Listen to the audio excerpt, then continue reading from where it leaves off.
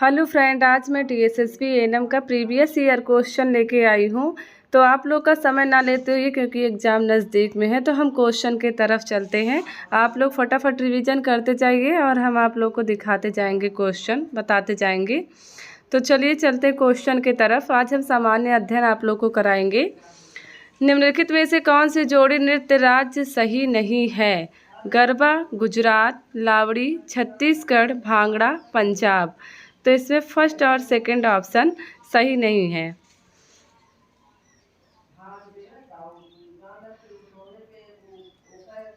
अमीर खुसरो का नाम किस वाद्य यंत्र के आविष्कार से जुड़ा है?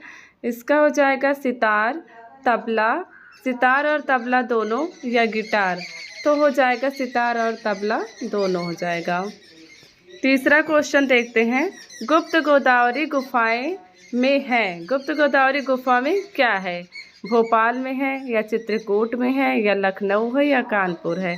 तो इसका हो जाएगा चित्रकूट। गुप्त गोदावरी गुफाएं कहाँ है? चित्रकूट में है। अगला क्वेश्चन देखते हैं। FII का असंक्षिप्त रूप क्या है? इसका हो जाएगा फॉरेन इंस्टीट्यूट इन्वेस्टर। निम्नलिखित में से कौन सी योजना अंतरिम बजट 2019 से 20 में शुरू की गई? ऑप्शन 1 निर्मल भारत अभियान, ऑप्शन 2 प्रधानमंत्री किसान सम्मान निधि, ऑप्शन 3 मनरेगा, ऑप्शन 4 उज्ज्वला। तो उज्ज्वला योजना उसके लिए, गैस के लिए होती है, जो सरकार ने चलाई है, गरीबों को गैस देती है। और मनरेगा वो 2009 या 10 में ऐसे चलाया गया था। इसका हो जाएगा ऑप्शन नंबर 2 प्रधानमंत्री किसान सम्मान निधि।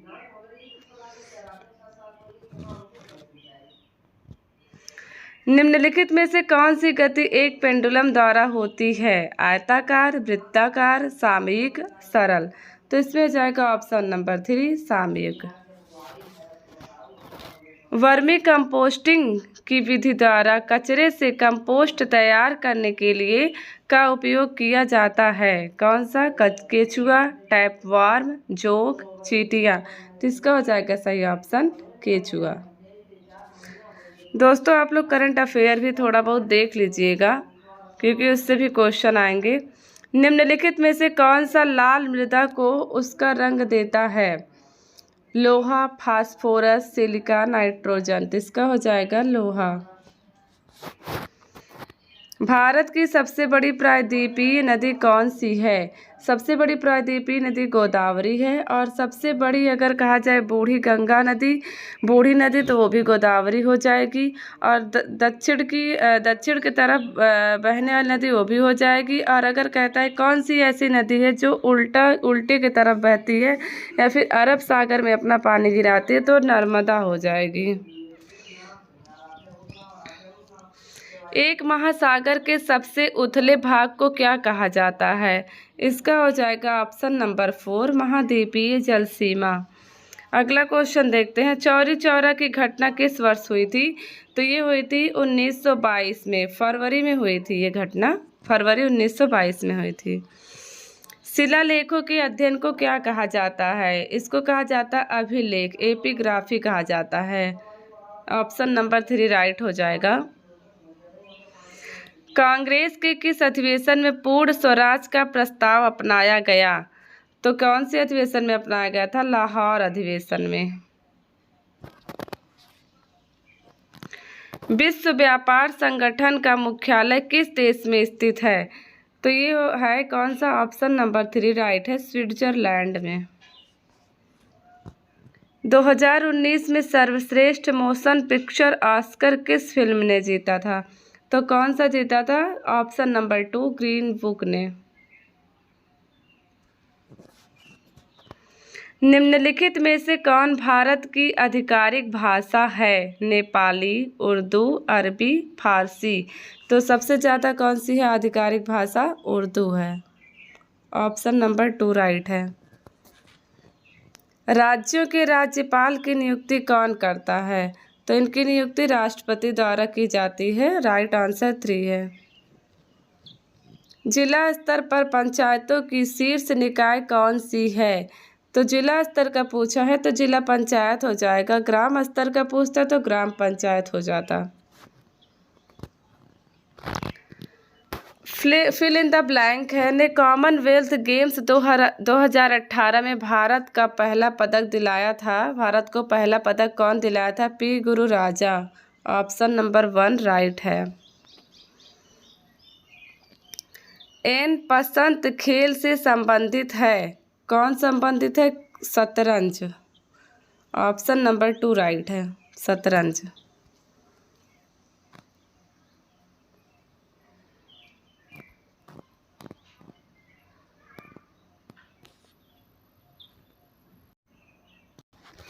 हिंदी के क्वेश्चन देखते हैं।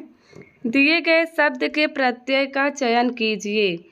प्रत्यय जो पीछे लगता है, वो वर्ड के पीछे जो शब्द कोई रहता है उसके पीछे लगता है। जैसे पठन है तो पठन के पीछे हम नीय लगा देंगे तो पठनीय हो जाएगा। तो जो पीछे लगेगा नीय लगेगा तो वो प्रत्यय हो जाएगा। और अगर आगे लगता है तो वो उपसर्ग हो जाता है। जैसे महाविद्यालय, उप महाविद्यालय, ऐसे हो जाए तो उप इसमें उपसर्ग हो जाएगा। आगे जो लगता है वो उपसर्ग होता है। विद्यालय, विद्या धन आलय, तो विद्या जो है इसमें आगे उपसर्ग है, आलय क्या है? प्रत्यय है। तो ऐसे पठनीय है तो पठ उपसर्ग हो गया, अनीय प्रत्यय हो गया। तो इसमें पूछा है कि प्रत्यय कौन सा है, तो इसका ऑप्शन नंबर 2 राइट हो जाएगा। तो इसका अनीय हो जाएगा, अनीय हो जाएगा। सेकंड क्वेश्चन देखते हैं। दिए गए शब्द के समास का चयन कीजिए। समास प्रतिमान, जिसमें उपसर्ग लगा रहता है या बेभाव का ट्रिक है। अगर उपसर्ग लगा है, उपसर्ग लगा हो जिसमें, वो होता है अव्ययी भाव समास। जैसे यहाँ प्रतिमान है तो प्रति हो गया उपसर्ग और प्लस मान हो गया प्रत्यय। तो ये उपसर्ग और प्रत्यय से मिलकर बना है, इसलिए यहाँ पे अव्ययी भाव समास हो जाएगा। सेकंड ऑप्शन सही है। दिए गए शब्द के समास का चयन की तो हो गया। दिए गए शब्दों की सही संधि ज्ञात कीजिए। अब प्राक धन मुख, तो इसका हो जाएगा, प्रमुख नहीं होगा क्योंकि का लगा है, व्यंजन है। इसके बाद अगर कहीं हलंत लग जाता है तो ये व्यंजन रहता है, इसमें स्वर नहीं मिला होता है। तो इसलिए यहाँ पे प्रमुख अगर हम बनाएंगे तो प्रमुख, ये स्वर और व्यंजन से, सारे वर्ड स्वर और व्यंजन से मिलकर बने हुए हैं, इसलिए यहाँ पे प्रांगमुख हो जाएगा। का अंगा हो जाता है और ये हो जाएगा व्यंजन संधि। नेक्स्ट क्वेश्चन देखते हैं।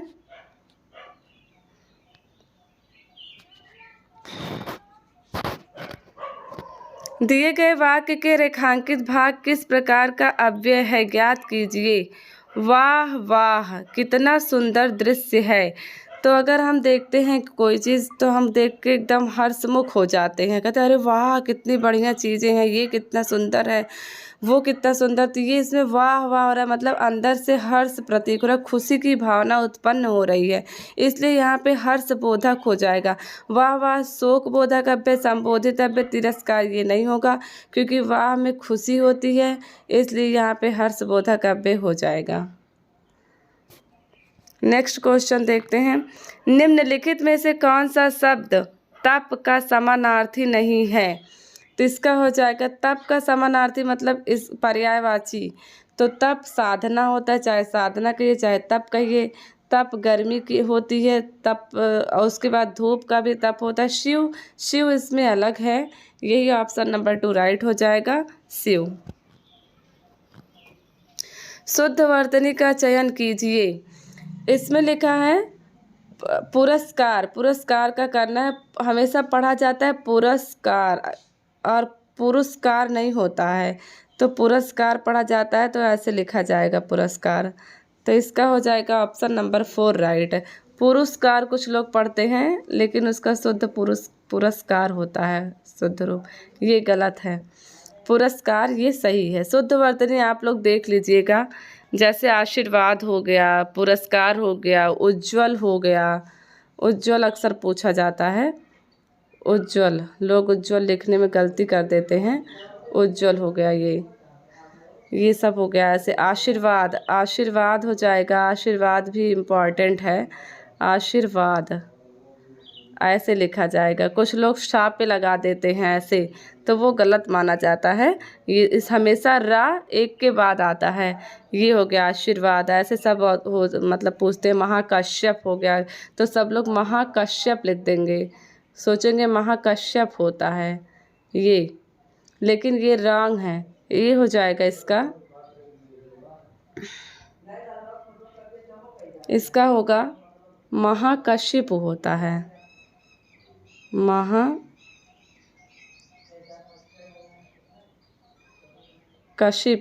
ये होता है। अंत्याक्षरी हो गया। अंत्याक्षरी भी हमेशा पूछा जाता है। ये सब वर्ड फेमस वर्ड है, इसलिए हम आपको 3-4 ऐसे बता दे रहे हैं फटाफट। अंत्याक्षरी का भी कर लीजिएगा, देख लीजिएगा आप लोग। अंत्याक्षरी का ऐसे लिखते हैं। या है ये अंत्याक्षरी, ये अंत्याक्षरी हो गया। और लोग अंताक्षरी लिख देते हैं। ऐसे सारे ऐसे फेमस वर्ड है जो आप लोग देख लीजिएगा, जो हमेशा एग्जाम में पूछे जाते हैं। अगला देखते हैं। दिए गए शब्द का पर्यायवाची ज्ञात कीजिए। महादेव, महादेव का पर्यायवाची हो जाएगा चंद्रशेखर। गरुड़ ध्वज नहीं होगा, नारायण भी नहीं होगा, विश्वम्भ भी नहीं होगा, चंद्रशेखर होगा इसका। आगे देखते। दिए गए वाक्य में रिक्त स्थान की पूर्ति कीजिए। तो इसमें रिक्त स्थान बताना। महाराज पृथु ने का गोरूप में दोहन कर औषधियाँ रूपी अमृत तैयार किया था। महाराज पृथु ने धात्री हो जाएगा, क्योंकि इसमें देखिए धरित्री लिखा है, तो धरित्री तो ऐसे भी शुद्ध वर्तनी नहीं है, धात्री हो जाएगा। महाराज पृथु ने धात्री का गोरूप में दोहन कर औषधियाँ रूपी अमृत तैयार किया था। नेक्स्ट क्वेश्चन देखते हैं। दिए गए शब्द का बहुवचन ज्ञात कीजिए। बहुवचन में हमेशा जो है अक्सर देखिए या लग जाता है लास्ट में। ये या तो यो हो जाता है, या तो ऐ हो जाता है। ये सब बहुवचन है, तो इसका हो जाएगा प्रति। प्रति का प्रत्यय हो जाएगा फर्स्ट ऑप्शन। इसमें प्रति का प्रत्यय दिया है, ये एक वचन है। प्रतिवर्ग ये होगा नहीं, क्योंकि ये ग्रुप की बात कर रहा है। प्रतिजन लोगों के प्रति ये भी नहीं होगा, तो प्रति की प्रत्यय हो जाएगा। ऑप्शन राइट है। ये आपको कंफ्यूज करने के लिए जन और वर्ग दे दिया है। दिए गए शब्द का बहुवचन ज्ञात कीजिए। तो होगा निम्नलिखित वाक्यों में से अशुद्ध वाक्य का चयन कीजिए। वह अनेकों मामलों में गवाह था। अनेकों, देखिए अनेकों जो है ये बहुवचन है। अनेकों, इसके साथ मामलों भी लगा है, मामलों भी बहुवचन है, तो इसलिए हो जाएगा यही है अशुद्ध वाक्य का चयन। क्योंकि अनेकों ये भी लगा है, मामलों में भी है, दोनों बहुवचन में है। वाक्य में अशुद्ध वाक्य का चयन कीजिए, क्योंकि अनेकों मामलों जो है ये कभी नहीं होता है, हमेशा बहुवचन जो होता है अनेक होता है। इसमें अनेकों हो गया, इसलिए राइट नहीं है, ये अशुद्ध है। मेज़ पर पुस्तकें रखी हैं, इसमें देखिए पुस्तकें कही जाती है, ये भी सही, मुझे पढ़ना है, मेरी माता जी आई हैं, ये वह अनेकों मामलों में गवाह था, ये गलत है। निम्नलिखित वाक्य में से अशुद्ध वाक्य का चयन कीजिए। हो गया निम्नलिखित में से कौन सा वाक्य कर्तवाच्य है। माँ से फल लाए गए, बच्चों से शांत नहीं रहा जाता, मैं ठंडे पानी से नहाया। ये हो जाएगा राइट ऑप्शन नंबर 3। निम्नलिखित में से कौन सा वाक्य अपूर्ण वर्तमान काल का है। शेर जंगल में शिकार कर रहा है। ये हो गया अपूर्ण वर्तमान। पक्षी पेड़ पर बैठा है, ये हो गया पूर्ण वर्तमान, क्योंकि बैठा है। माँ आ रही होगी, ये हो गया भविष्य। बच्चे पार्क में खेलते हैं, ये भी हो गया वर्तमान काल का। और शेर जंगल में शिकार कर रहा है, तो ये इसलिए अपूर्ण है, क्योंकि अभी कर नहीं पाया है, तो ये शिकार कर रहा है, तो ये अपूर्ण वर्तमान है। अगर होता शिकार कर लिया है तो ये पूर्ण वर्तमान हो जाता। निम्नलिखित प्रश्न में दिए गए 4 विकल्पों में से उस विकल्प का चयन करें जो दिए गए मुहावरों के अर्थ को सर्वश्रेष्ठ रूप से व्यक्त करता है। आग में घी डालना मतलब झगड़ा बढ़ाना। निम्नलिखित प्रश्न में दिए गए 4 विकल्पों